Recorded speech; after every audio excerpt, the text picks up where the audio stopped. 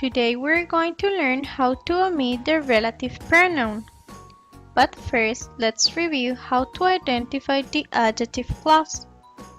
Remember that the adjective clause is a dependent clause, which means that it doesn't make sense by itself. This clause is going to modify the noun. It is very important to point out that every clause has a subject and a verb. The first step is to identify the relative pronoun. These are who, whose, that, which, where, and also when. Then it is easier if we identify the independent clause first. This one has to make sense by itself. The rest of the sentence would be the adjective clause, which is the dependent clause. Make sure that both clauses have subject and verb. For example, in the sentence, the pizza that I shared with Stan was delicious, the relative pronoun is that. Then, let's identify the independent clause. In this sentence, it would be, the pizza was delicious. It has subject and verb, and it makes sense by itself. The rest of the sentence would be the adjective clause, which is that I shared with Stan. It has subject and verb as well. Now, let's learn how to omit the relative pronoun. Remember that the relative pronouns are who, whose, whom, that, which, where, and when. We can remove or omit a relative pronoun when the subject from the dependent clause is not the same as the noun from the independent clause.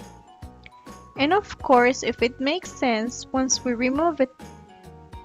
For example, in the sentence, the man that I saw yesterday is a nice man.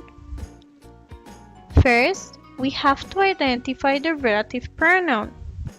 In this case is that. Now, the subject from the dependent clause is I, which is different from the noun of the independent clause, which is man. This is why we can remove the relative pronoun. For example, if we remove the relative pronoun from this sentence, it would be, the man I saw yesterday is a nice man. Now, let's take a look at this other sentence. The movie which we watched is number 1 in the US. The relative pronoun is which. If we remove the relative pronoun, it would be, the movie we watched is number 1 in the US. It is possible to remove the relative pronoun because the subject from the dependent clause is different from the noun of the independent clause.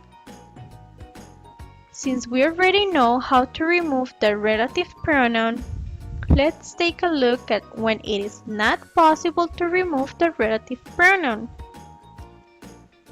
When the subject from the dependent clause is the same as the noun from the independent clause, it is not possible to remove or omit the relative pronoun. For example, in the sentence, he is a man who likes to play soccer. The relative pronoun is who, and who is talking about the man who likes to play soccer. This is why we are not able to remove it. Let's see the last example. In the following sentence, the movie that is about adventure won 2 Oscars. Here, the relative pronoun is that, and it refers to the noun from the independent clause, which means that we cannot remove the relative pronoun, since they are talking about the same subject. Now you already learned how and when it is possible to remove the relative pronoun. Created using Powtoon.